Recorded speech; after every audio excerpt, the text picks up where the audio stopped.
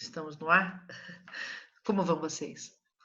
Eu estou aqui hoje para conversar sobre a Missão Artística Francesa, que é um momento muito diferenciado na cultura brasileira, e que nos convida a muitas reflexões. Só o Brasil, em toda a América Latina, vai deixar de ser colônia e, antes de ser república, passará a império. Então, é o único país que tem uma experiência de vida cortesã.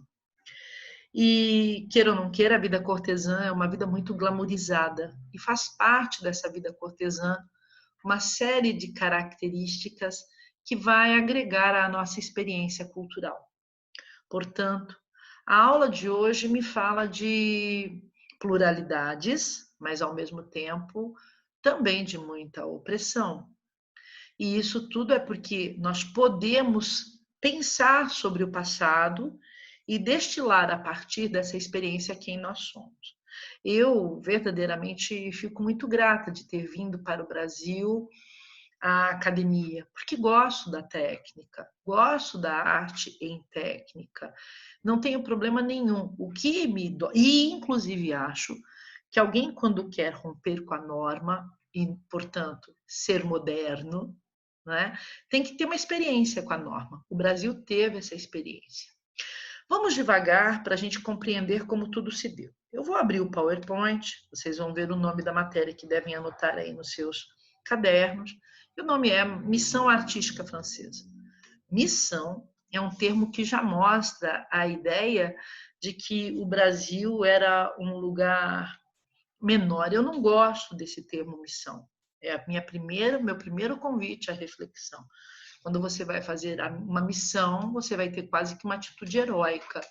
No Brasil, nós tínhamos muita coisa interessante em termos de arte. E eu não falo simplesmente só da arte do Aleijadinho e do mestre Ataíde. Não, porque mesmo no fazer barroco ou rococó do Brasil, nós tínhamos aqui alguns saberes fazer. Eu quero discutir que, se nós estivéssemos aqui só com os nativos, também há uma arte interessantíssima que não pode ser relegada a um segundo plano, porque estão vindo franceses, não é? Então, esse termo missão, ele pesa demais, ele de alguma maneira diminui o que nós tínhamos aqui. Quando nós também falamos em missão e vamos dar ênfase à cultura europeia, vamos corroborar com uma percepção eurocêntrica. Agora, por conta disso, nós não vamos conhecer a missão? Vamos conhecer a missão.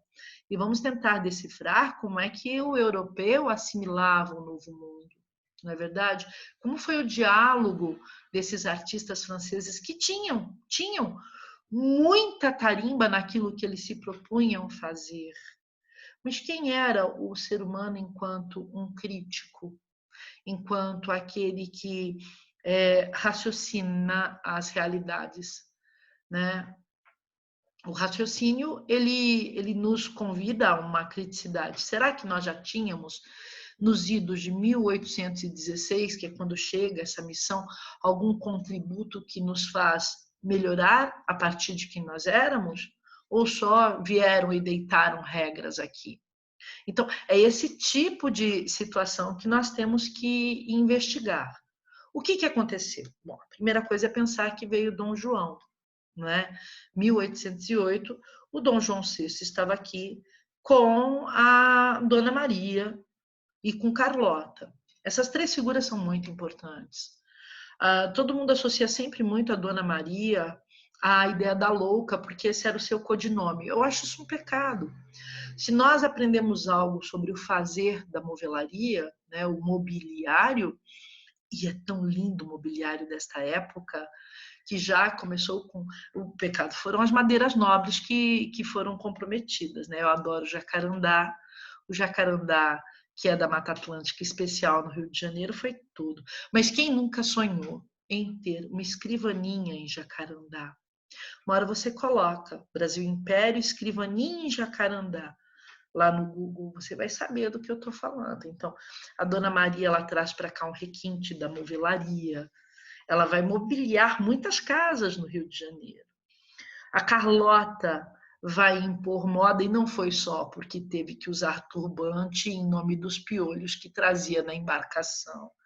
É por conta das roupas, da ousadia, tudo que vem, que de alguma maneira mexe com o estado de coisas, convida os novos olhares, nos instiga, desde que não fosse único e exclusivamente o opressor, não é? E o próprio Dom João, que era uma pessoa muito mais do que aquele tontolão que comia 12 frangos por dia, porque comia 12 frangos por dia. Limitava-se ao peito, às coxas e às sobres. Não comia drumê de asinha, tá bem? Mas, muito mais do que isso, poxa, montou o Banco do Brasil, uma faculdade de medicina, né, linhas férreas, tudo isso que você estuda na história. As origens da nossa academia foi assim. Muita gente diz que Dom João queria efetivamente montar uma academia aqui, mas a coisa vai ali além. Mais do que trazer esses artistas, né, franceses para montar a academia, também havia artistas franceses que fugiam da França por conta da volta dos Bourbons em 1815. Então, aqui vai aparecer um texto interessante para enaltecer Dom João, falando que ele vai requerer ao Marquês de Maria Alva, que tinha muitos amigos em França, porque ele é um representante do governo francês em França, a contratação de um grupo de artistas que pudesse lançar as bases de uma instituição acadêmica de ensino em artes visuais, na nova capital do reino. É engraçado, não é? Porque lá mesmo em Portugal não teve uma academia com tantos artistas franceses. E esses artistas franceses tinham uma formação neoclássica violenta, a ponto de vir para o Brasil gente que entalhou, presta atenção, o Arco do Triunfo Carrossel. O Arco Carrossel. Gente, você consegue imaginar isso? Estava aqui no Brasil. E aí, um naturalista, o Alexander von Humboldt, vai falar para o Maria Alva, procure Le Breton, que ele vai dar conta de formar esse grupo. Agora, se essa narrativa ela é romântica, por que ela é romântica? Porque o Le Breton ele tinha acabado de ser destituído do posto de presidente superior de todo o Instituto Cultural da França, né? Então, assim, ó, você está querendo montar esse grupo lá, mas lá em França tem um cara que está precisando ir embora. Era o Le Breton. Porque eles fugiam dos Bourbons que perseguiam quem era bonapartista. Os Bourbons foram tão severos, para vocês terem uma noção, que eles pegaram a obra Morte de Marat, de Davi, e falou que ia jogar aquilo fora. O filho dele, do Davi, pegou a morte do Marat e teve que fugir para a Áustria para a obra ser preservada. Verdade. E aí esses artistas franceses que não tinham muito escolha, né, porque poderiam morrer, como foi a Bastilha outrora, aceitaram vir para o Brasil. Vieram muitas embarcações. Quando chegaram no Rio de Janeiro, ficaram tremendamente desesperados. Por quê?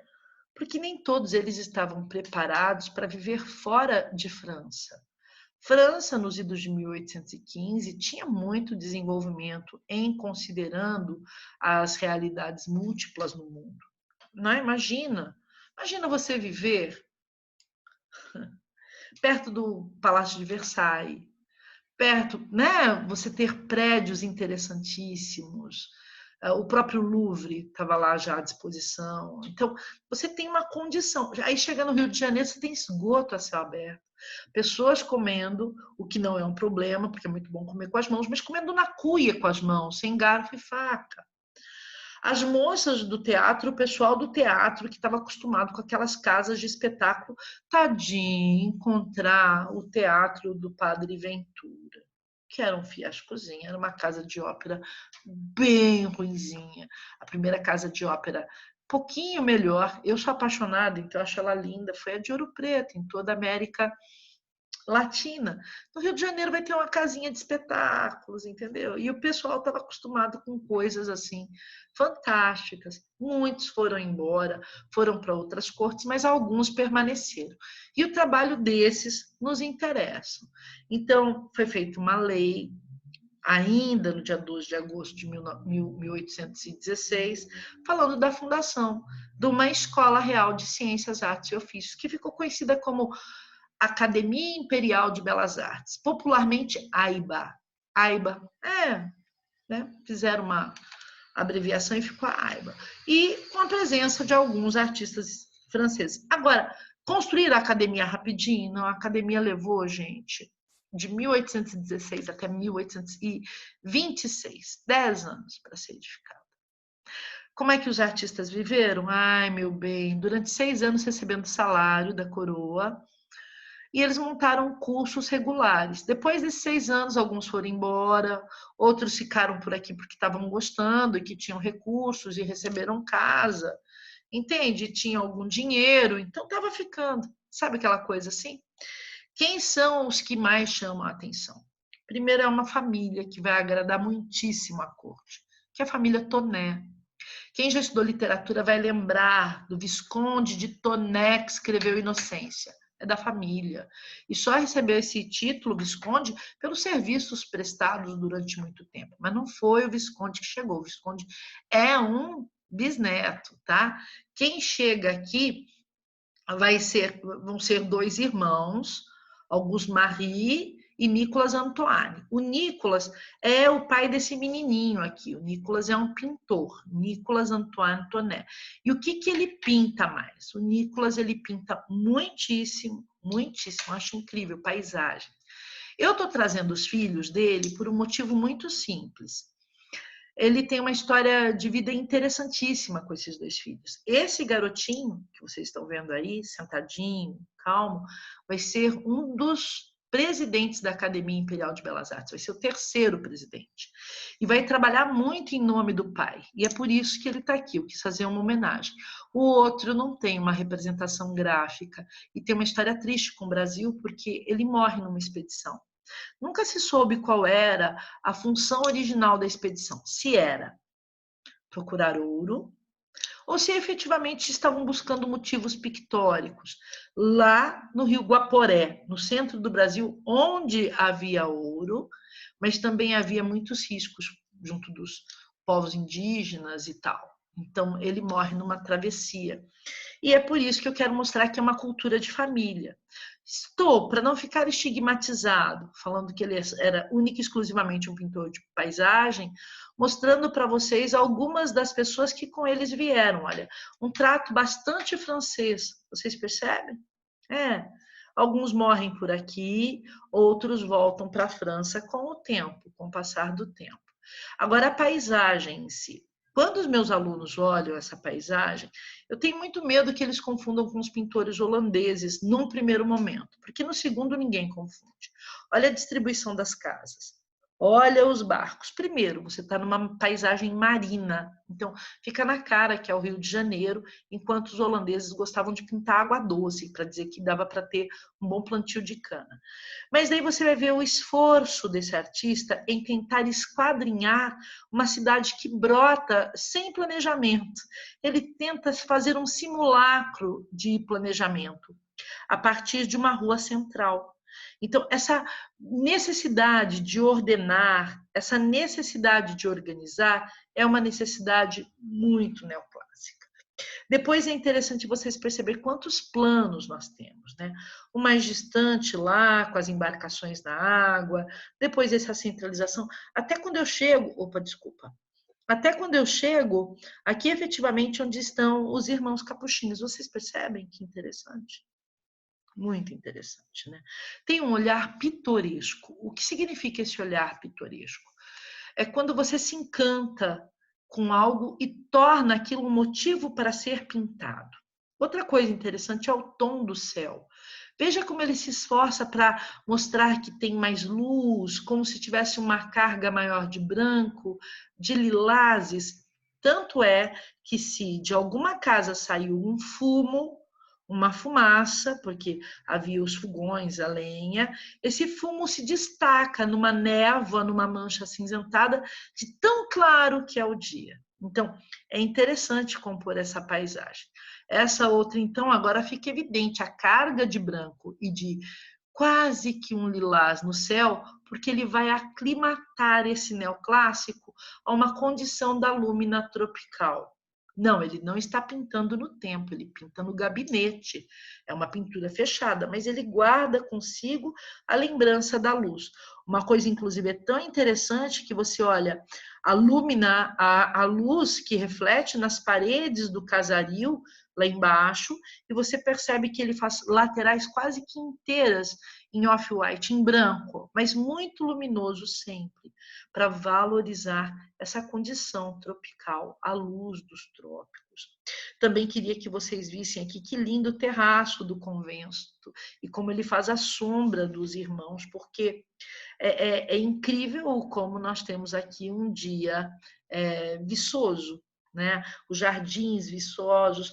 Lá embaixo, eu não sei se vocês percebem, perto de uma árvore, que nós pressupomos ser uma mangueira, nós temos um negro que leva efetivamente alguns bois.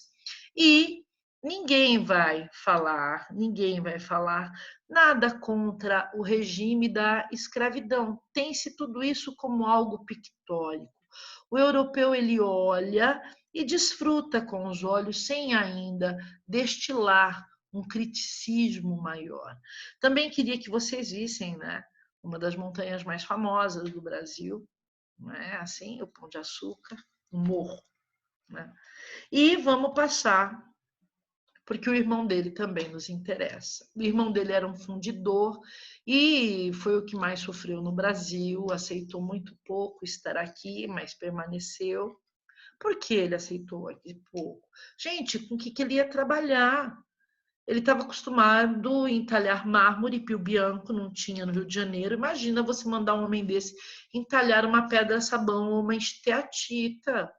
Ele foi até Ouro Preto e viu obras do Aleijadinho, viu? E dizem que ele falou, nossa, ele fez desse jeito porque ele realmente tem um problema motor, porque ele é doente. Ele não aceitou um estilo único e destilado pelo nosso artista. Não, de jeito nenhum, nosso artista colonial. Ele desdenha, ele desdenha. E ele conseguiu fazer no Brasil duas peças em metal, que são essas duas, um Camões e um busto indiana, e também fez um trabalho de emparedamento, porque ele que trabalhou no arco do carrossel, tá bem? Ele que trabalhou no arco do carrossel. Gente, eu tô falando de gente que foi prêmio Roma, sabe? São as maiores premiações. Tinha um talento, mas não tinha material, não tinha como trabalhar. Isso inviabilizava demais. E também não estavam muito dispostos a uma adequação, porque certos padrões não se adequam. Quem trabalha muito com padrão, o rigor do padrão não se adequa. Imagina, ele conhecia trabalhos escultóricos de Antônio Canova, que dizia que na cultura clássica só se entalharia em pedra ou mármore. Aí chega aqui e vê pedra-sabão. Isso é um susto. Para eles era sinônimo de primitivo, percebe? E isso criava, isso reforçava para eles essa percepção de que eram melhores, de que eram superiores. Muito, muito, muito, muito. Depois nós temos um outro artista que me encanta muito, que é o Debré. O Debré ele vai trabalhar assim, muito espontaneamente, com aquarela, com óleo. Ele não era, em origem, na França, artista. Não, ele era professor da Escola de Pontes e Estradas. Sim, e aqui ele vai ter essa coisa do engenheiro curioso e vai fazer anotações sobre as nossas frutas. Aqui um cajá, olha que lindo que é o cajá, muito bonito, né? Por dentro é bem. Eu tô cheia de cajamanga ali. Eu tô cheia de cajamanga, por dentro é todo picado assim, muito lindo o cajá. Não é lindo? Já comeram? É bom, cajá é bom. E está mostrando desde o nascedouro até aqui abrindo a castanha do cajá, tá bem? Então, desde o nascedouro até a finalização. Muito bacana. Então, são esses detalhes, assim, esse olhar cientificista que veio para o Brasil e que nós não tínhamos, sabe? Agora, havia uma expectativa de que eles fossem críticos?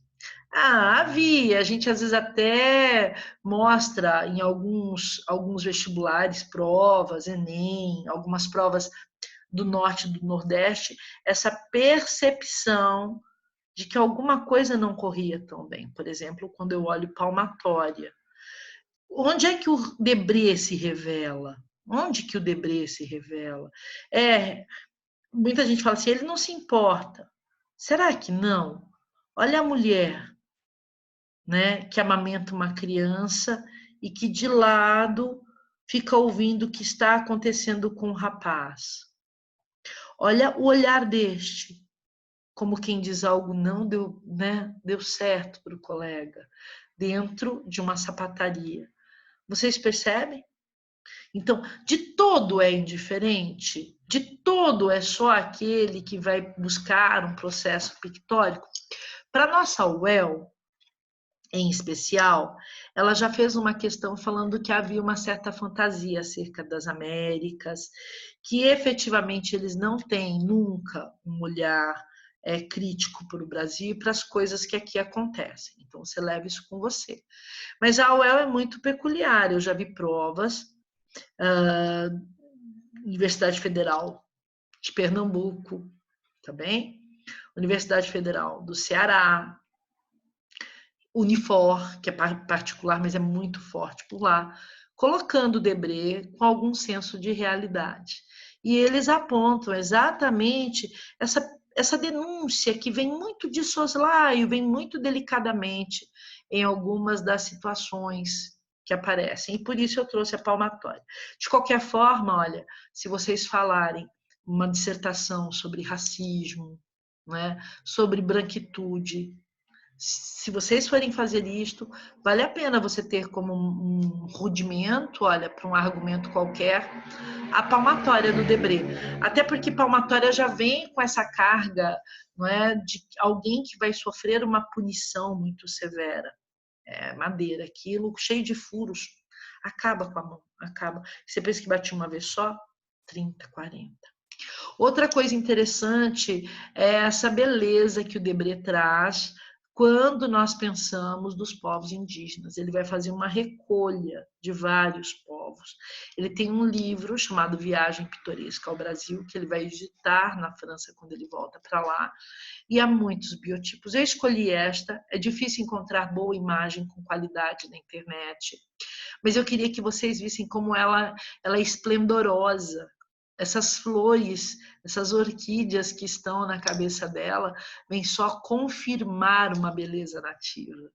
Vocês percebem aí esse europeu que faz uma composição, olha como a expressão dela é gentil, né? Então, assim, uma composição do belo a partir do nativo. Eu acho isso muito bonito. E depois, claro, nós vamos ver cenas do cotidiano, como esse evento na Praça 15, que é no Rio de Janeiro, onde circulavam muitas pessoas, e nós temos as moças que vendem o doce de tabuleiro, né, que carregam a água, e essa situação de, né, uma convulsão social. Uma das obras, inclusive, que mais cai em vestibular dele, depois eu coloquei um pequeno apontamento, é o Entrudo, que mostra o carnaval brasileiro. Ele revelava tanto que tem, inclusive, do carnaval, uma que ele faz um homem com um escravo segurando uma sombrinha para o homem num canto urinar. O Debré mostra tudo isso. É uma visão pitoresca só. Mas que ele denota muito realidades, denota, né? Então ele descreve. Eu deixei aqui para vocês algumas das obras que aparecem com frequência. Olha aqui em cima o Intrudo. Sandra, por que Intrudo? Porque as pessoas davam encontrão uma nas outras e jogavam essas bolas de cera que antes, nos dias antes, eles aferventavam a água com casca de limão, água com canela, casca de canela, e dizem que o rio ficava todo perfumado dias antes, porque todas as casas faziam esses chás e colocavam na bola de cera para tirar um nos outros. quando a pessoa era muito cruel, colocava na bola de cenoura urina. E elas jogavam água. Aqui tem uma mangueira, um esguicho, né? Jogando água, e também passavam farinha na cara, sabe? Também tinha essa ideia do intrudo de você jogar a farinha na cara de alguém. É como se comemorasse, por exemplo, uma provação com ovos e farinha. Aqui é o carnaval, com água de cheiro, nessas bolas de cheiro, e efetivamente a farinha. Deste lado você tem um indígena, e vale muito a pena pensar nas práticas locais, uma família aos moldes do Brasil. Essa não é a única família brasileira que aparece nas provas de vestibular. Às vezes tem até um casal na mesa com os seus sendo servidos. É interessante como ele pinta a mulher branca muito maior do que a negra, denotando sim essa condição de superioridade social, por favor, de status de classe. Aqui embaixo nós temos negros na moenda, e vocês vão ver que às vezes ele coloca a roupa colorida nos negros, coisas que não havia, só por uma composição pictórica. A propósito, tem gente que me pergunta, que arco é esse que tem aqui dentro? Ele estava pensando no arco ogival da França, vocês estão vendo aqui na moenda, aqui embaixo, olha, quadrante inferior esquerdo. Esse arco é um arco mourisco. Quem trouxe o arco mourisco para cá foi o próprio português, tá bem? E aqui embaixo, no quadrante inferior direito, essa índia andando a cavalo, que deu muito problema no vestibular para alguns alunos, porque a UEL queria que visse que isso fosse uma invenção, porque índios não andavam a cavalo. Quem anda a cavalo, aqui no Brasil só se usava mulas. Entretanto, existem alguns trabalhos de outros autores de outros lugares do Brasil que efetivamente condenam essa visão da UEL e dizem que, num determinado momento, era possível sim se ter cavalos com índios, mas ninguém nunca constatou, né? Fico disso que me disse. Agora, eu também deixo aqui 2 telas para vocês com óleo, porque lembra muito aquela glamorização, por exemplo, do entrônamento de Napoleão, só que aqui no caso é Dom Pedro I, né? E muito interessante, não é enorme, é pequena, mas as pessoas reconheciam, dizem que é um trabalho muito bem feito. Lá traz um órgão de tubo, olha, a sala da coroação, é um salão nobre, muito bem feito tudo. E depois, olha o cuidado aqui, olha, para a gente olhar o brasão, é todo muito bem feito. E depois, essa ideia da aclamação pelo povo. Vocês vão ver que o povo vem de uma forma mais apagada. Há quem discuta se ficou assim por fazer, por ser inacabada ou não, mas também se percebe essa diferenciação entre o que era dito nobre e o que era dito pobre. Percebem? Uhum. Ele levou para a tela. Então, mesmo que não haja um discernimento crítico, é um material que abre a criticidade. Lá atrás nós temos algumas edificações que dão essa sensação de uma paisagem engenheirada, né, dada ao neoclássico. E depois a gente vai falar de arquitetura, que nos interessa. E o grande arquiteto que veio para cá, que era Prêmio Roma, é o grande Jean de Montigny, maravilhoso e que vai planejar muitas coisas. O prédio que está inteiro dele, está inteiro porque a Casa França-Brasil, quem preserva é a França, é este. Eu gostaria que vocês vissem que lindo. Tem inclusive uma cúpula por dentro, muito bonita. Tem uma cúpula sobre arcos, muito bonita, mas eu queria que vocês vissem essa fachada tão elegante.